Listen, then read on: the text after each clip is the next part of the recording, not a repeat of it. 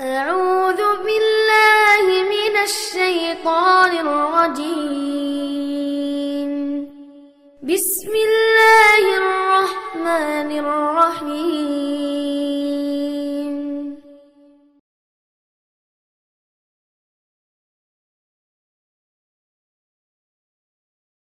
بسم الله الحمد لله صلاة الله وسلام الحمد لله نحمده ونستعينه ونستغفره ونستهديه ونعوذ بالله من شرور أنفسنا وسيئات أعمالنا من يهده الله فهو المهتدي ومن يضلل فلن تجد له وليا مرشدا وأشهد أن لا إله إلا الله وحده لا شريك له وأشهد أن سيدنا وحبيبنا عبدنا محمد عبد الله اللهم صل وسلم وبارك على محمد وعلى آل محمد كما صليت وسلمت وبارك على إبراهيم وعلى آل إبراهيم إنك حميد مجيد.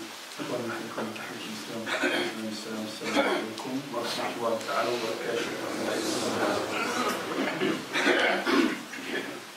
Alors, pour être clair, Inch'Allah, on va essayer, Inch'Allah, on va essayer de finir vers moins 20, moins 40, Inch'Allah, pour que les gens qui travaillent puissent aller à leur boulot comme ils se doivent. Mais on va répondre quand même à certaines questions, parce que j'en ai beaucoup encore cette semaine. Alors, on a toujours beaucoup de questions. Alors, c'est une sœur qui dit elle veut partir à l'Umrah sur son père. Faire l'Umrah, c'est son père. Est-ce qu'il y a un doua, est-ce qu'il y a un doua ou une invocation spécifique à dire qu'elle veut faire l'Umrah sur son père, ou là pour son père? D'abord, l'Umrah, on a dit, tu ne peux pas faire l'Umrah ou le Hajj sur quelqu'un de vivant. Ça, c'est la première chose. La seconde chose, tu ne peux pas faire l'Umrah ou le Hajj si tu n'as pas fait l'Umrah ou le Hajj pour toi. Donc, la première chose, c'est que tu fasses le Hajj pour toi. Ensuite, tu fais le Hajj pour ton père s'il est décédé. Ou là pour ta mère, ou là pour quelqu'un de ta famille. Et l'Umrah, c'est la même chose. L'Umrah, si tu veux faire l'Umrah, il faut que tu la fasses pour quelqu'un, mais à condition qu'au préalable, toi, tu as fait l'Umrah. Si toi, tu n'as pas fait l'Umrah, non. Tu ne peux pas faire pour quelqu'un, chose qui t'est... parce que maintenant, le lama, Mara fait l'Umrah, wajiban. Ok? C'est une obligation une fois dans la vie, comme un Hajj. J'espère que c'est clair. Est-ce qu'il y a quelque chose à dire? Labbayk Allahumma umratan ala fulan. Voilà, c'est tout. Quand la personne met l'ihram, quand elle se met en état de sacralisation, elle dit Labbayk Allahumma umrah, mais elle cite la personne, ala fulan, sur un tel ou une telle. Ok? قال من فاتته صلاة الفجر هل يبدأ بالفرض أم السنة؟ Alors, beaucoup de gens confondent entre le Fajr et le Subh. C'est la même chose. Tout seulement Salat Subh ou la Salat al-Fajr. Al-Fajr, c'est le temps. Mais on l'appelle aussi Salat Subh. Sauf que fait Salat al-Subh, il y a le Fariḍa, l'obligation que tu fais avec l'imam. Et avant de sortir, le prophète sallallahu alayhi wa sallam, il faisait Ratidatul Fajr, il faisait 2 raka'at avec Qul ya ayyuhal kafirun et Qul huwa Allahu ahad. C'est Ratiba, yani Sunna. Le prophète la faisait avant de faire l'obligation.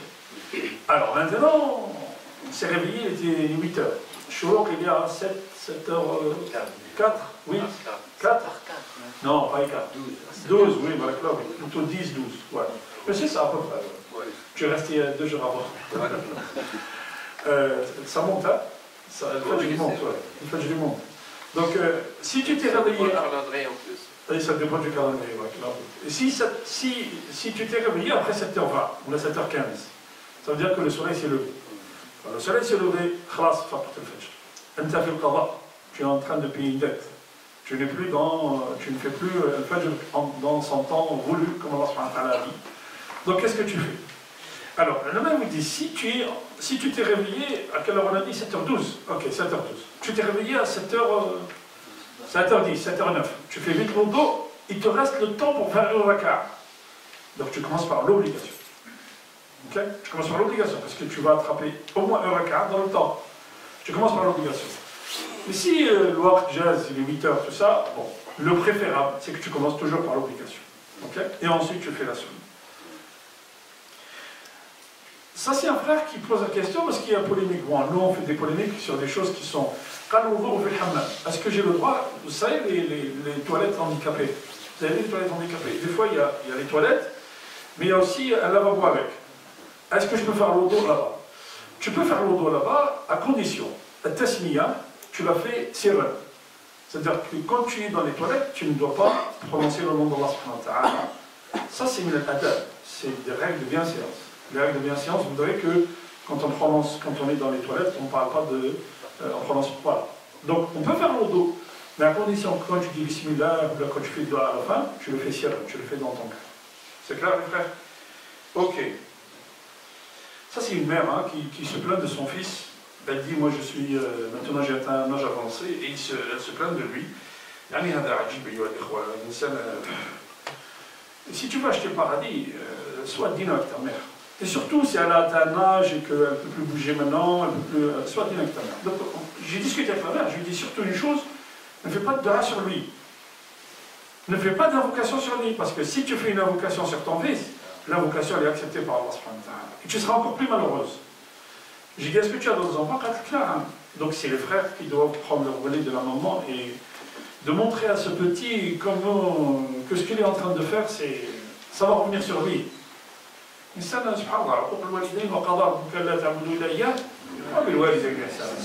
a décrété que l'adoration ne se fait que pour Allah, et derrière, la bienséance et la bienfaisance vis-à-vis des parents. Ok? Bon, ça c'est une question de femme. Alors, moi j'ai pas de... Alors regardez ça, comment on appelle ça? Les sourcils? Non, pas les sourcils. Les cils, voilà. Moi j'ai des petites cils. Je mets des cils en rajout. Comme ça, c'est pour... Ok. Vous dites quoi? هذا وصال. Ce que le prophète sallallahu alayhi wa sallam a dit, na'am Allah al-wasila. Vous savez ce que c'est le wasila? Celle qui met des rajouts de cheveux. Ok? Il y a des cheveux qui se vendent. La femme elle a ses cheveux jusque-là, elle met des rajouts pour avoir... Pour ça, c'est interdit de l'islam. Ok? Alors, il y a juste une chose à dire. Regardez comment on a inversé les choses.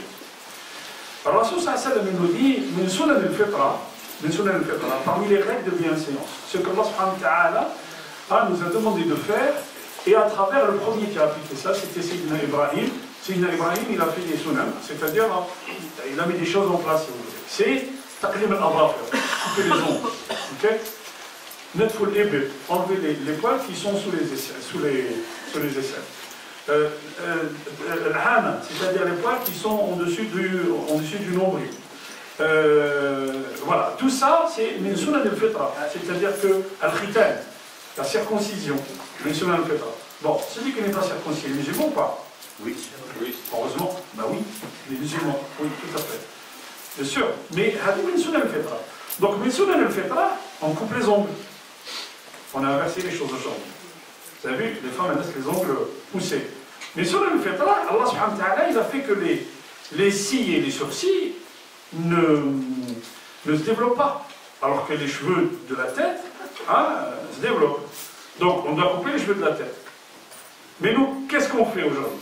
Il y a des femmes qui coupent complètement les sourcils et qui mettent du crayon. On inverse les choses. Regarde le shaitan. Shaitan, comment Shaitan il nous a amenés vers la désobéissance d'Allah. À partir de là, à partir de là, parce que aujourd'hui, vous voyez dans la presse, tout ça, un tel, il met les jeunes en demeure contre le tatouage.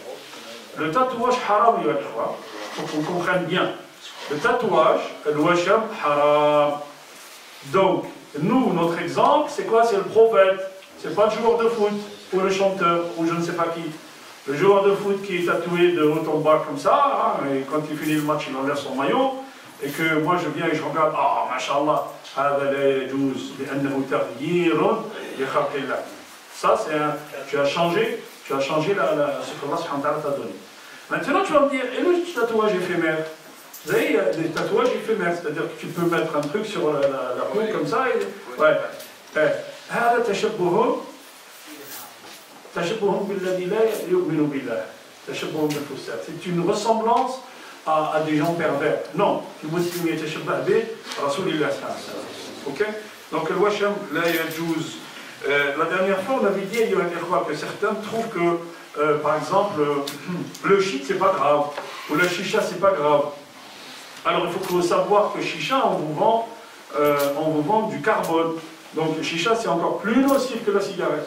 Donc là, la cigarette, la marque de la cigarette, c'est déjà Rasul sallam, il te dit, si tu manges l'ail, ou si tu manges l'oignon, ce sont des choses, l'ail c'est très bon pour la circulation sanguine, ils sont bons. Okay? Mais si tu manges ça, ne viens pas à la mosquée. Pourquoi? Parce que tu vas dégager une odeur qui va indisposer les gens devant toi, et surtout ça va indisposer les anges. L'ail. Parlons pas de cigarettes. Ok? Parlons pas de chicha. Alors ils vont mettre du poison, et le poison, ils vont comment dire, ils vont le parfumer. Ils vont parfumer le poison à la fraise, à la fruit de la passion, vous voyez? Mais ils te vendent du poison. Pour Allah subhanahu wa ta'ala, il t'a donné une amana. Il t'a donné une amana. C'est quoi l'amana? C'est justement ta raison, ton cerveau, ton corps, ta santé. Tu dois prendre soin de ça. Donc le musulman, regardez, le musulman, il ne fait pas n'importe quoi. Et il y aura des rois.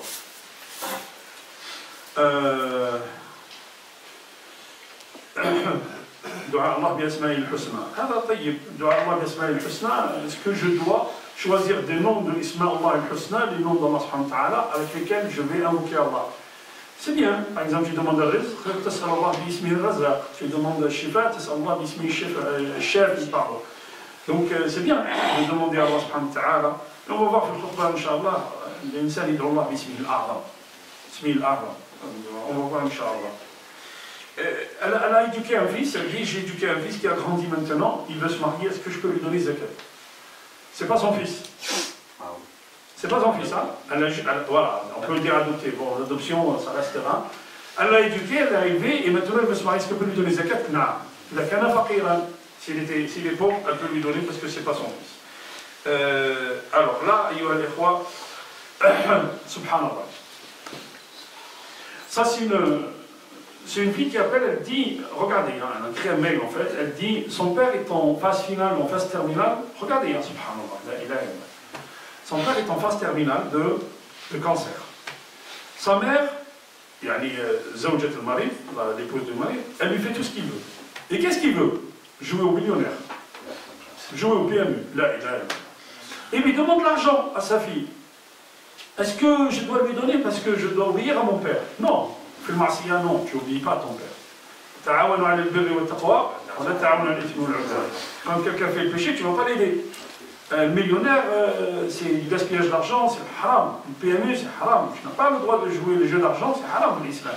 Okay? Les jeux à la télé, là, quand on fait les jeux appelés, c'est un numéro, tu gagnes 10 000 euros, tu gagnes 100 000 euros, je ne sais pas combien. Okay? Parce que tu es en train de les enrichir, tu es en train de prendre de l'argent qui n'est pas à toi. Allah subhanahu wa ta'ala, quand tu gagnes de l'argent, tu fais un effort, tu travailles. C'est ça l'argent, comment on peut l'acquérir en islam. Okay? Donc là, il y a toujours tu n'as pas le droit de donner l'argent que tu gagnes à ton père, et tu n'as pas, et tu dois amener ta mère à ne pas faire ce qu'elle est en train de faire. Ok? Alors, je finis avec ça. Le mari, il habite avec sa femme. Et il habite avec sa femme dans la maison de sa femme. Maintenant, ils ont divorcé. Enfin, elle lui a dit, ou je ne sais plus, ils se sont séparés. Donc, c'est elle qui demande la séparation. Et il habite chez elle. Hein. Vous suivez? D'accord. Parce que lui, il n'a pas d'habit, il n'a pas d'habitation. Il a dit, on habite chez maman. Non, moi j'ai un appartement, tu viens. Ok. Donc, elle lui dit, tu sors. Mais en même temps, elle demande le nafaqa des 3 mois. Vous voyez? L'idda, c'est-à-dire le délai de viduité. Mais tu ne peux pas le chasser de la maison et tu lui dis, donne-moi. Non. Un nushuz, c'est quoi? C'est la rébellion. Donc, tu es sa femme, toujours, mais à condition que tu lui obéisses. Si tu ne lui obéis pas, eh ben, il ne peut pas dépenser pour quelqu'un qui n'obéit pas. Ok? ما عمل حاجة. حق عليه يطلق عليها الشيء زاد يطلق عليها. لا ما يطلقش عليها الشيء اللي يطلق عليها. لا ما يطلقش عليها الشيء لكن إذا هي طلبت الطلاق لا يسمى طلاقا ويسمى خلع والخلع ترجع إليه. إذا ما كانش ظلم بيناتهم يعني s'il n'a pas alors si elle demande un divorce on va regarder pourquoi elle demande un divorce. S'il a été injuste envers elle, si elle a été injuste, elle lui donne rien du tout. Mais si lui il a fait ce qu'il fallait et qu'elle, malgré ça, demande la divorce, elle doit lui donner elle doit lui rendre sa dot. Ok? Elle doit lui rendre sa dot. Et la dot, alors ne me dites pas, parce qu'il y en a qui me disent, ouais, mais la dot, il m'a donné une bague. Et la bague, c'est une dot. Hein. La dot, elle commence à 1 euro, elle finit à 10 milliards, comme tu veux. Hein. Après, c'est toi et lui, vous vous mettez d'accord le jour du mariage. Et la dot se demande le jour du mariage. Pas quand vous avez consommé le mariage, et 10 mois après, ou les 10 ans après, ou les 5 ans après. Ok? أقول قولي هذا واستغفر الله لي ولكم استغفروه يغفر لكم إنه هو الغفور الرحيم. سبحانك اللهم وبحمدك أشهد أن لا إله إلا أنت أستغفرك وأتوب إليك.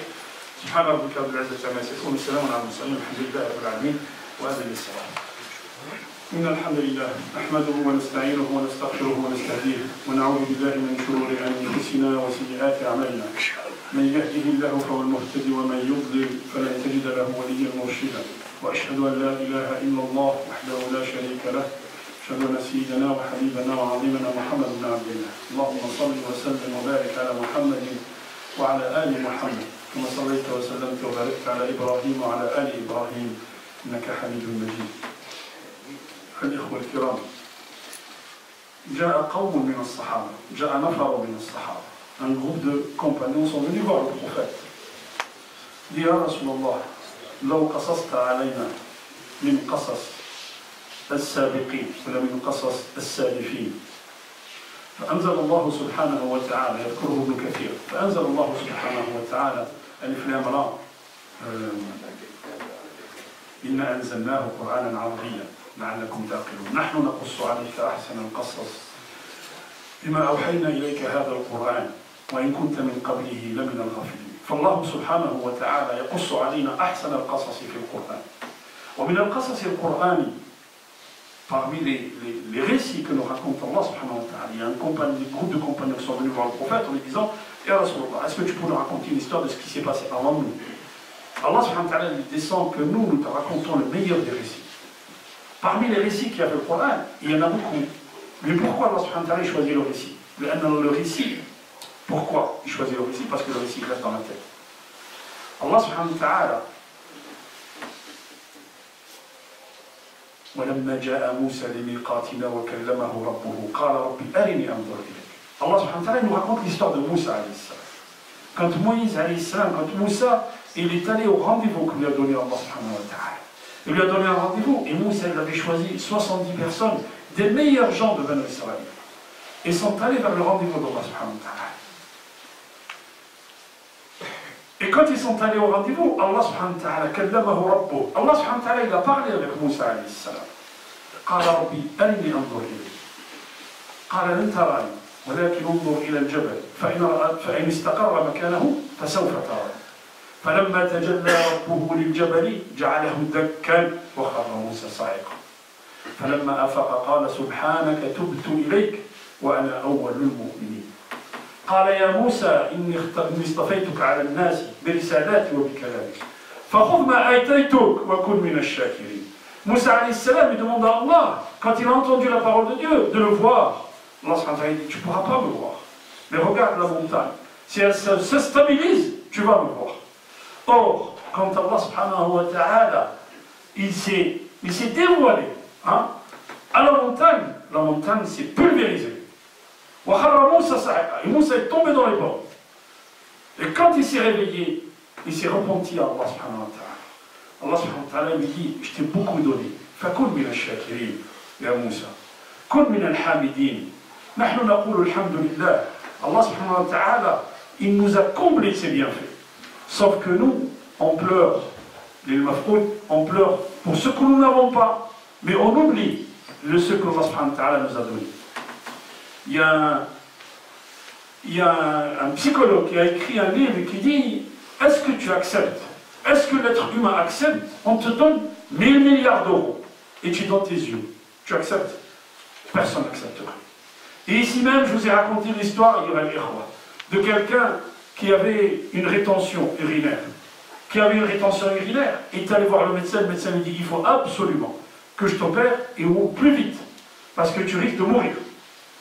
Ça se passe dans un pays du Golfe. L'alim il le raconte. Il est allé à l'hôpital. Et là-bas, tu payes. Donc, il a payé une grande somme pour qu'on lui fasse l'opération. Après l'opération, on lui présente la facture justement. Et l'opération s'est bien passée. Et le gars commence à pleurer.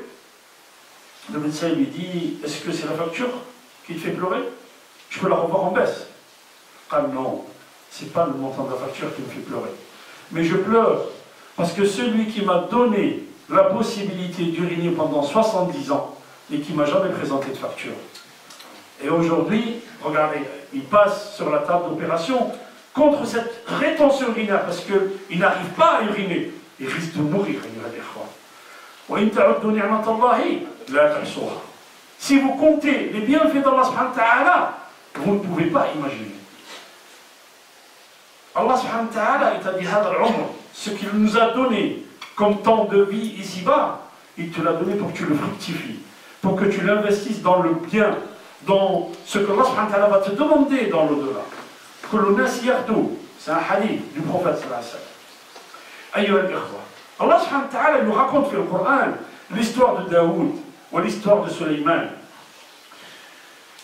L'histoire de Sulayman qui a hérité de Daoud. Mais il a hérité de quoi de Daoud? Il a hérité, les gens héritent, généralement ils héritent l'argent, ils héritent les biens matériels de ce bas monde. Mais Sulayman, waritha al-ilm, waritha al-nubuwah. Allah subhanahu wa ta'ala lui a donné quoi? Il lui a donné la science de son père, mais il lui a donné la prophétie de son père. Mais il lui a donné quelque chose qui est extraordinaire. Sulayman, alayhi salam, un jour il y a un groupe de juifs qui vient voir le prophète sallallahu alayhi wa sallam. Chez vous c'est quoi Sulayman? Le prophète il leur dit, subhanallah, Sulayman c'est un prophète.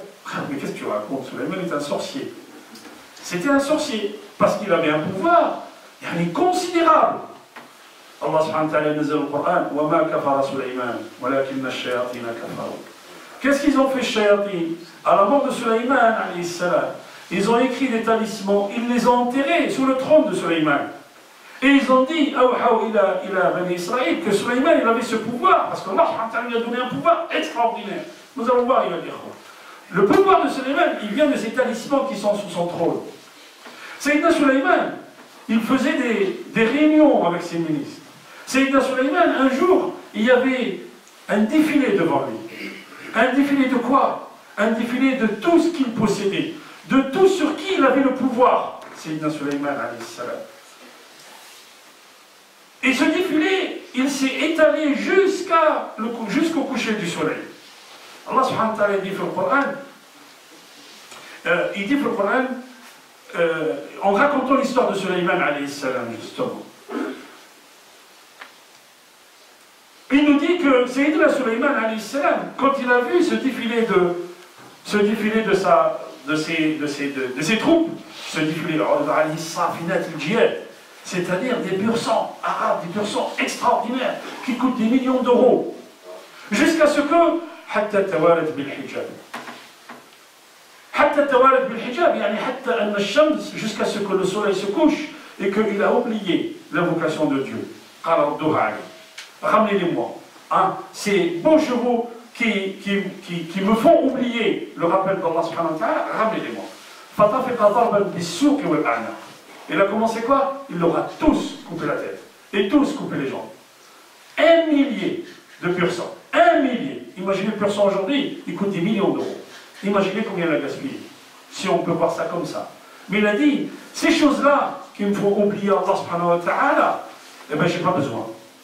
Qu'est-ce qu'il lui a donné Allah subhanahu wa ta'ala après ça?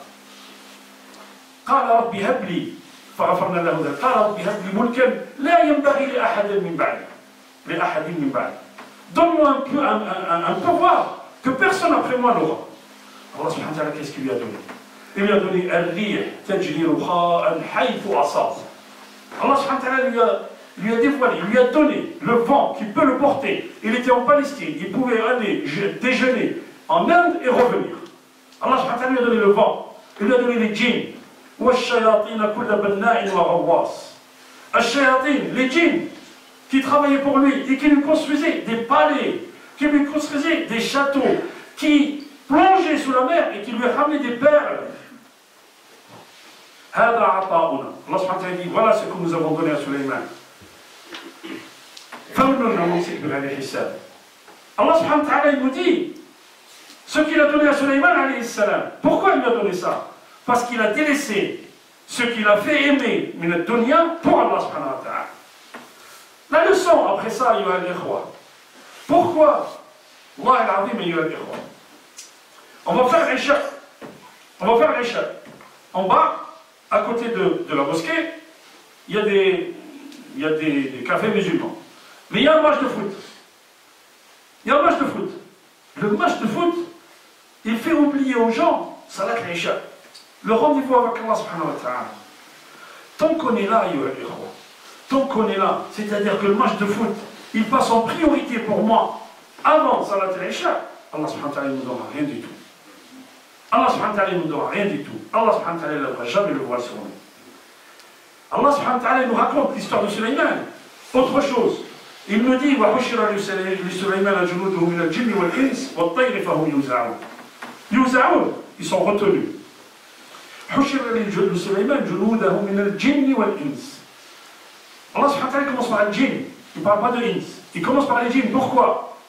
Parce que si tu as un pouvoir sur les gens, c'est normal. Mais tu as un pouvoir sur les djinns, c'est quelque chose d'extraordinaire.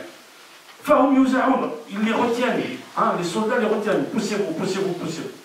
Et quand il défilait devant lui, tout le monde était là. Les oiseaux, les animaux, tout le monde était là.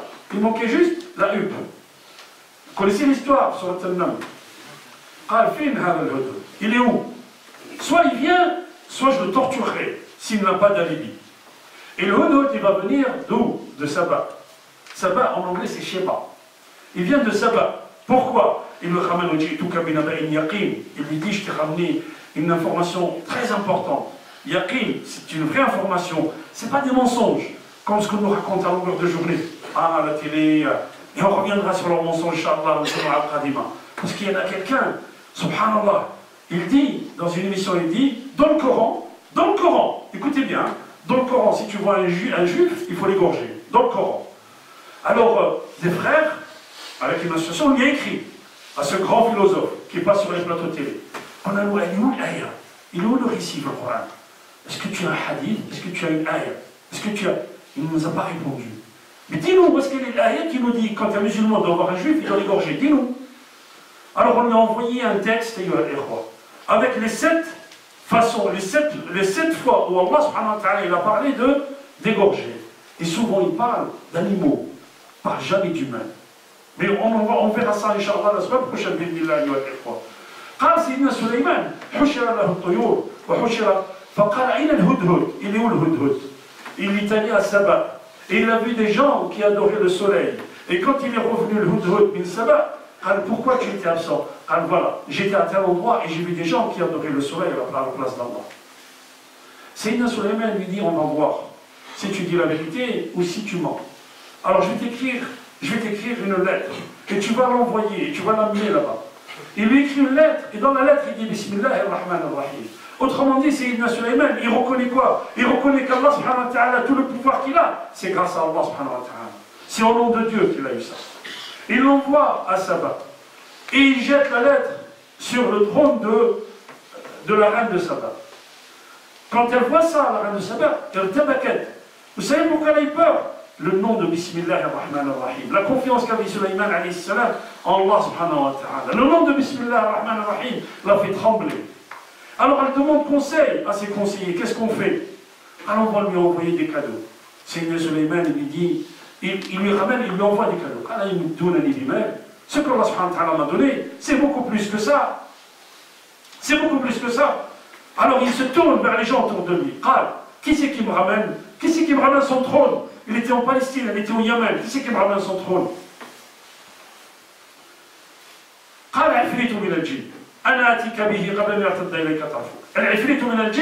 C'est un djinn, c'est plus que shaitan.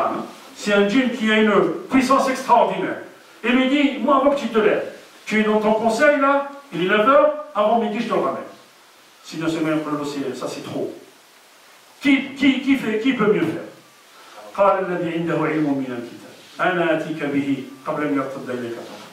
Moi je te le ramène. Quelqu'un qui avait un savoir, regardez le savoir, ce qu'il fait, quelqu'un qui avait un savoir, moi je te le ramène avant que tu clignes des yeux.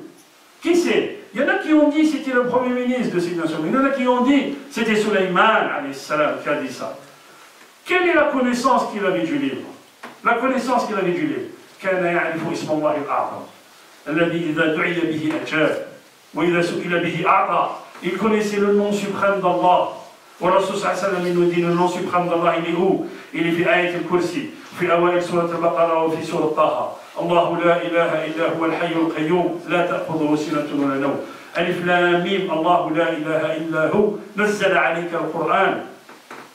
Donc في سورة طه الله سبحانه وتعالى dit وعنت الوجوه للحي القيوم. Alors اسم الله الأعظم il est dans ces trois ayats.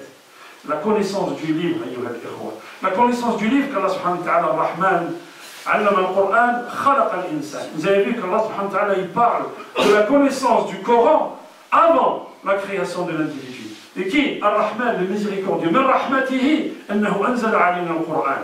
هذا القرآن الذي اتخذناه مهجورا. On ne le connaît pas. أيها الإخوة, Allah subhanahu wa ta'ala nous donne l'exemple des ânes. كمثل الحمار يحمل أسفارا.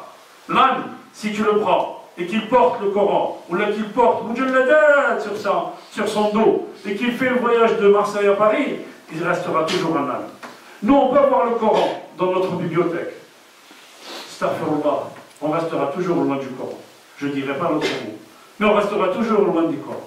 On restera toujours comme Allah subhanahu wa ta'ala nous a cité. Sayyidina Sulaiman, quand il était avec son armée, il passe du Wadi Naml.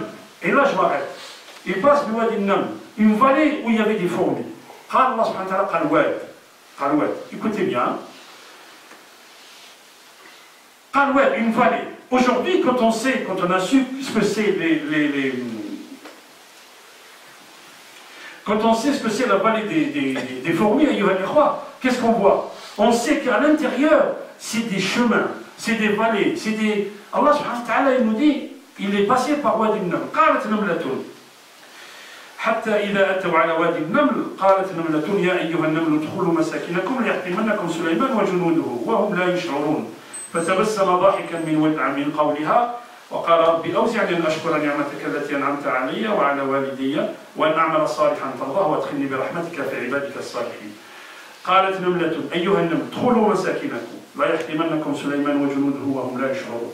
Elle a donné des exemples, elle a donné un avertissement et une exhortation pour son peuple. Regardez هذه الآية, juste cette آية أيها الإخوة. قالت نملة فتبسم ضاحكا من قولها. D'abord il a souri. Le sourire et le rire n'est pas interdit en islam أيها الإخوة. وأنه هو الذي أضحك وأبكى. Allah subhanahu wa ta'ala, il ne demande pas de ne pas sourire. Il ne demande pas de ne pas rire. Ceux qui vous disent ça, il est hors la loi أيها الإخوة. Mais Allah subhanahu wa ta'ala, ce qu'il n'aime pas, c'est qu'on exagère dans le rire. Si on exagère dans le rire, on exagère dans la perte de temps, on exagère dans les futilités. C'est ça ce que n'aime pas Allah subhanahu wa ta'ala. Rentrez chez vous. Pourquoi? Parce qu'il y a un problème. Alors le lendemain, on l'avait dit la semaine dernière, أمسك عليك لسانك وليسعك بيتك وابكي على خطيئتك. Quand le prophète sallallahu alayhi wa sallam leur a dit viendra un jour où il y aura des fitanes sur terre. Et le compagnon lui dit Ya Rasulallah, quelle est la solution? Amsik alayka lisanik, retiens ta langue. Waliyas'uka baytuk, reste chez toi. Reste chez toi avec tes enfants. Reste chez toi avec tes enfants et passe du temps avec eux. Apprends-leur, pardon. Et apprends par l'exemple. Lis, éteins cette télé. Éteins cette télé elle a déraisonné les gens. On a fait une étude, on estime qu'un jeune entre 8 et 14 ans passe entre 3 heures et 3h47 minutes par jour devant la télé. Je ne sais pas si vous imaginez, si quelqu'un vit 70 ans, ça représente 11 ans de sa vie. 11 ans en train de regarder la télé. Et on parlera, Inch'Allah, des effets de la télé. Aujourd'hui, on a fait des pages et des pages sur cette kalima, sur ce verset-là. Le corps des namles, le corps des fourmis, c'est comme du silice, c'est comme du silicium, c'est comme du verre. C'est pour ça qu'il a utilisé ces termes, Allah subhanahu wa ta'ala. Sulayman va aller, il va les détruire. Non, sans se rendre compte. À travers cette ayah, il faut prendre exemple sur les fourmis. Parce que Allah subhanahu wa ta'ala, il nous cite un exemple. Le Coran, c'est pour nous donner l'exemple. Les fourmis, c'est un peuple qui s'entraide. Les fourmis, c'est un peuple prévoyant. Les fourmis, quand une fourmi reste en retard, ils se mettent tous ensemble pour la prendre et l'amener jusqu'à destination. Les fourmis travaillent l'été. Pourquoi? Parce qu'ils prévoient ce qui va venir. Donc Allah nous dit, comme s'il nous dit, travaillez maintenant, parce qu'il viendra un temps où on ne pourrait plus travailler. Les fourmis, quand elles ramassent, tout ce qu'elles ramassent, et c'est le seul animal qui peut porter plusieurs fois son poids. Tout ce qu'elles ramassent, elles le stockent. Et pour qu'il ne pousse pas, elles le coupent en deux. Elle prend la graine de blé ou la graine de lentilles, elle la coupe en deux et elle la met dans son magasin. La fourmi, dans l'effort, elle essaye de grimper un rocher, par exemple. Et elle n'arrive pas une fois, deux fois, trois fois, quatre fois, cinq fois, 100 fois. Le docteur Nasser Al-Amr, il a fait une conférence sur les fourmis extraordinaire. Et il nous dit ici, Allah subhanahu wa ta'ala cite le Nahl, il cite les abeilles, ou là il cite les fourmis dans le Coran, c'est pas par hasard. C'est pour qu'on prenne l'exemple, je m'arrêterai juste là, Qissa Sulayman, Qissa Tawila. On reviendra, Inch'Allah, sur ça. Mais juste pour vous dire, que quand Allah subhanahu wa ta'ala nous cite un verset du Coran, regardez ce qu'on peut sortir. Ce qu'on peut sortir من الآية في القرآن. أقول قولي هذا وأستغفر الله لي ولكم استغفروه يغفر لكم إنه هو الغفور الرحيم. بسم الله والحمد لله والصلاة والسلام على رسول الله ولا حول ولا قوة إلا بالله.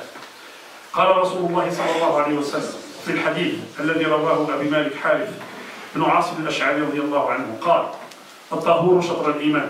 الكتب يا أيها الإخوة، الطهور شطر الإيمان والحمد لله تملأ الميزان وسبحان الله والحمد لله تملأان ما بين السماء والأرض. والصلاة نور والصدقة برهان والصبر ضياء والقرآن حجة لك أو عليك. كل الناس يغدو فبائع نفسه فمعتقها أو موبقها. Le prophète sallallahu alayhi wa sallam nous dit dans un hadith, la purification est la moitié de la foi. Purification, pas seulement des souillures, purification du corps, mais purification du cœur. Tu ne peux arriver à Allah subhanahu wa ta'ala que lorsque tu as purifié ton cœur. Et dire louange à Allah, alhamdulillah, remplit la balance. Dire gloire à la transcendance d'Allah, louange à Allah, subhanallah, alhamdulillah, remplit l'espace entre le ciel et la terre. Pourquoi? Tu reconnais les bienfaits d'Allah subhanahu wa ta'ala. Tu reconnais la grandeur d'Allah subhanahu wa ta'ala. Tu reconnais qu'Allah subhanahu wa ta'ala, quand il est avec toi, personne ne peut rien contre toi. Comme je vous disais, quand quelqu'un vous dit, moi je connais un général, moi je connais un président, moi je connais le maire, moi je connais le président, moi je connais le ministre, je lui dis, moi je connais Khalak le ministre. Moi je connais celui qui a donné le pouvoir à ce ministre. Moi je connais celui qui détient le cœur, l'âme et le corps et la raison de ce ministre. Moi je connais celui-là. Pourquoi? Parce que tous ces gens-là, tous ces gens-là partiront un jour. Qu'est-ce qui reste? Al-Wahid al-Dayan. Wa yabqa wajhu rabbika dhul jalali wal ikram. Remplit l'espace entre le ciel et la terre. La prière est une lumière. La prière est une lumière, parce que quand tu te rapproches d'Allah, tu toucheras de sa lumière, il te donnera de sa lumière. La prière est une lumière. L'aumône est une preuve de quoi? Que tu sais que c'est Allah subhanahu wa ta'ala qui donne, que ton cœur est plein, que tu n'es pas avide. L'aumône est une preuve. La patience est flamboiement. Le Coran est un argument en ta faveur ou contre toi. Le Coran, si tu l'appliques, si tu le regardes, si tu le médites, tu essayes d'appliquer ce qu'il y a dans le Coran, c'est un argument pour toi. Sinon, il sera un argument contre toi. Chaque homme part. Tout le monde sort le matin.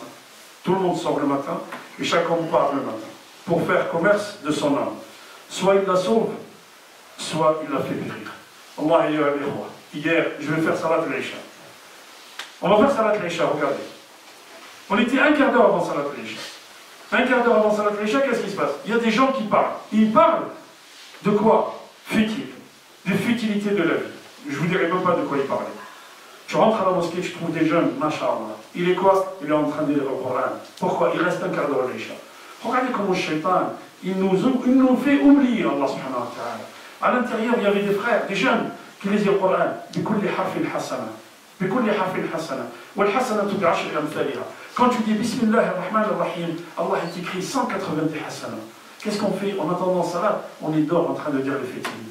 اللهم اجعلنا من التوابين واجعلنا من المتطهرين اللهم اهدنا فيمن هديت وعافنا فيمن عافيت وتولنا فيمن توليت وبارك لنا فيما اعطيت وقنا شر ما قضيت انك تقضي ولا يقضى عليك انه لا يذل من وليت ولا يعز من عليك تبارك ربنا وتعالى يا ذا الجلال والاكرام اللهم اقسم لنا من خشيتك ما تحول به بيننا وبين معصيتك، ومن الطاعات ما تبلغنا به جنتك، ومن اليقين ما تهون به علينا مصائب الدنيا، ومتعنا اللهم بأسماعنا وأبصارنا وأبداننا أبدا ما أحييتنا، واجعله الوارث منا، واجعل ثأرنا على من ظلمنا، وانصرنا على من عادانا، ولا تجعل الدنيا أكبر همنا ولا مبلغ علمنا، واجعل الحياة زيادة لنا في كل خير، واجعل الموت راحة لنا من كل شر. عباد الله، إن الله يأمر بالعدل والإحسان وإيتاء ذي القربى وينهى عن الفحشاء والمنكر والبغي يعظكم لعلكم تذكرون، ولذكر الله أكبر، والله يعلم ما تصنعون، وقوموا إلى صلاتكم بارك الله.